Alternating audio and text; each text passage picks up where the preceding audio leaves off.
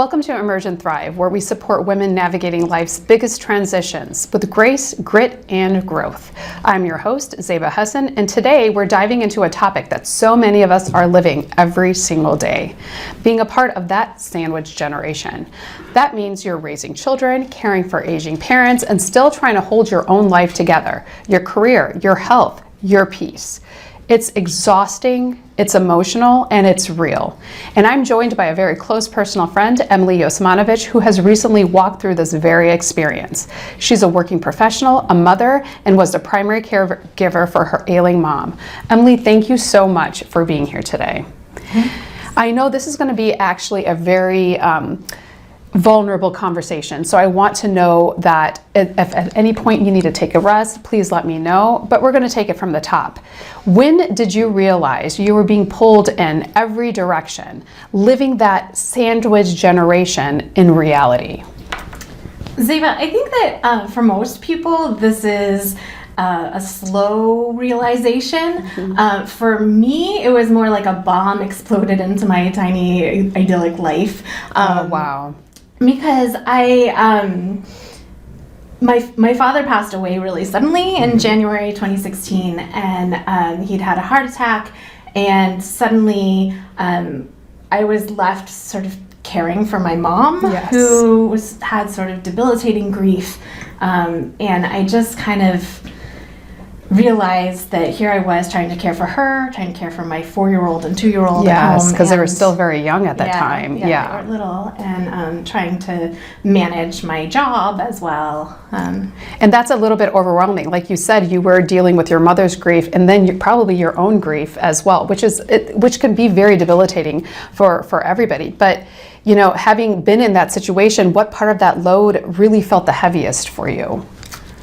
Well, initially, I think the heaviest part was just managing the physical day-to-day. Yes. Everybody needs to get to a different place, and being able to be there for my mom and handle all of the things that she needed at her house. But as time went on, and when her own health started to fail, it became more of like a guilt.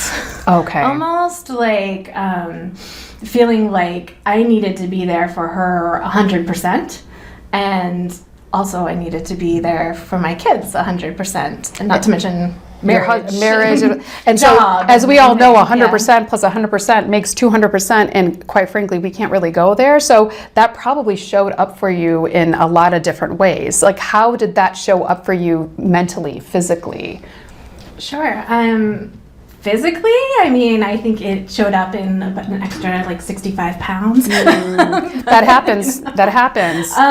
But emotionally, I think it showed up in kind of extreme anxiety. Yes. And feeling like I just couldn't make it work for everyone. Yes. You know, and so I was constantly trying to, you know, be perfect in this area, be perfect in that area, and not really being perfect anywhere. 100%. And that's something people need to know. We as mothers, as caregivers, can't be all things to everybody.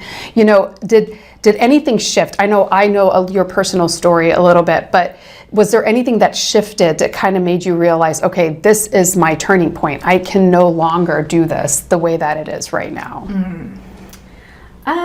I mean, I think when my mom started getting to a point of it was frequent hospitalizations and ER visits, and I was missing baseball games and bedtime stories and everything, I kind of reached a point where I was like, I can't do everything. I was lucky to have an assistant at work who would close the office door and just be like, cry, get it out. Yes. And then she would say something brilliant, I'd get back in the saddle. And I think, I think we were able to, I lost my train of thought. Yeah, no, 100%. You were able to kind of get out of it. For somebody who is completely, feeling overwhelmed right now, what is one thing that you can say to them to kind of keep them inspired to keep moving on?